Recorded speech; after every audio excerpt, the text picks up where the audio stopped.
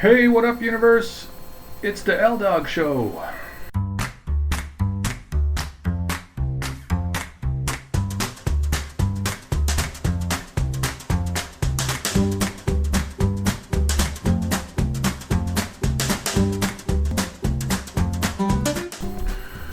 So a little bit different camera angle today. I stood up again, but I've moved from the window where I was a couple of weeks ago to this position.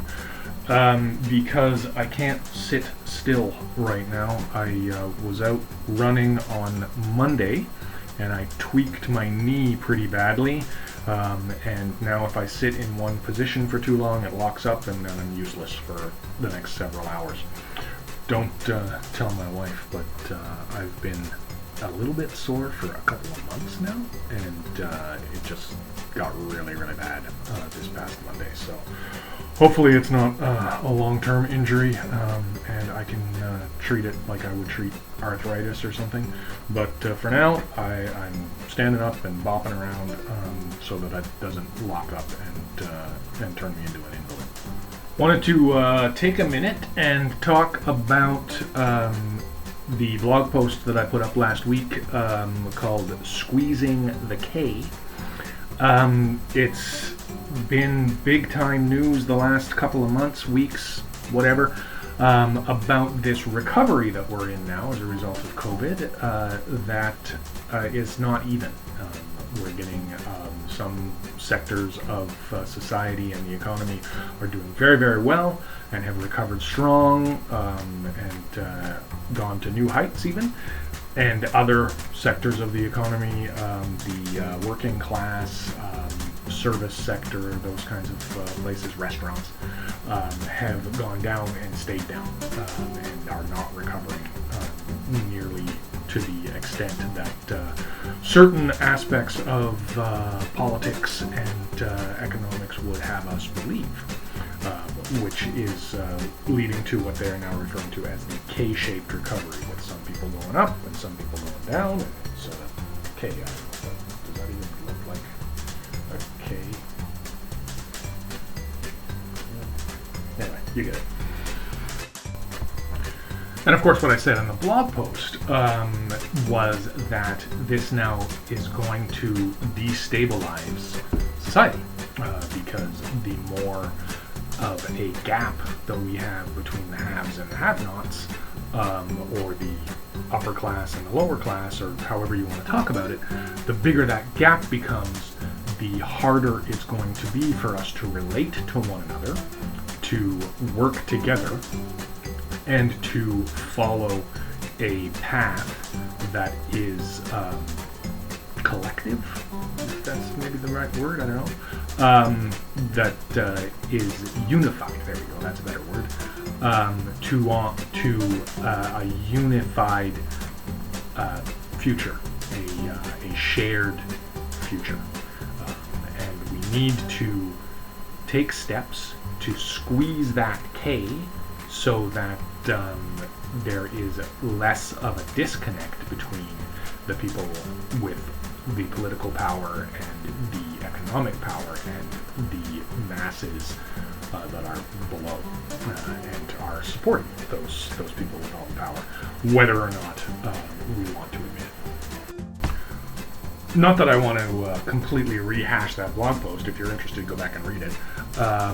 But I did want to give a couple of practical examples today of how we can each do our part to squeeze the K. So there's a couple of things. Number one is buy local. Support your local independent businesses, farmers markets, local restaurants, local coffee shops, and that kind of thing as much as possible. Don't spend a lot of your time or money in chain stores or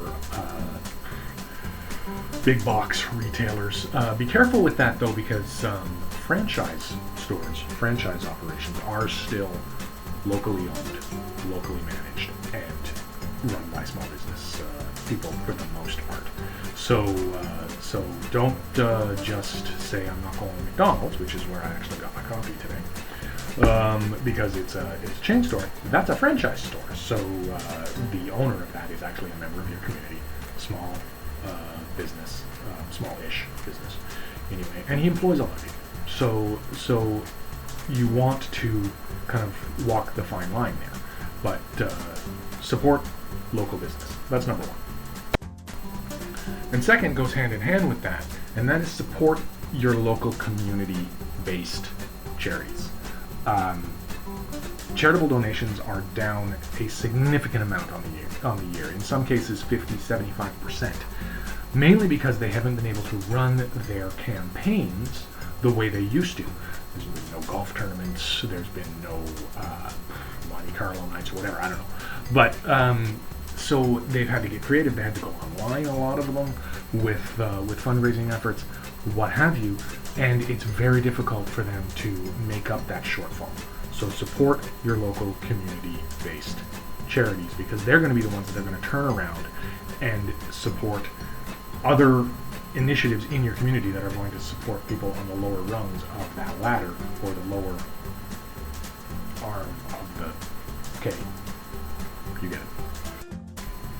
And lastly, and this should go without saying, but unfortunately in the world we live in it doesn't, be kind to the service providers. Don't be a dick to the person at the grocery store who asks you to put on a mask, because they're on the front line providing service to you, putting themselves at risk so that you can go into the grocery store and get your food for the week. We're recognizing now the kinds of people who are underappreciated and are doing essential work so that we can continue to live. So I'm talking about clerks at the grocery store, I'm talking about fast food restaurant people, I'm talking about delivery people, I'm talking about the guy who pumps your gas, although actually I don't think I've ever been to a gas station. I've been to a gas station that was full service in about 20 years, but you get the picture. That these are the people that are out there doing the job so that you can continue to live your life. The least you can do is wear a mask and be kind to them when they ask you to. So that's it. Those are the three things that I can think of immediately that will help us to squeeze the K a little bit and all come through this as cleanly and healthily, if healthily is even a word, as possible. So that's all I got for you today. Do your part, squeeze the K, and don't be a jerk. Have a good one.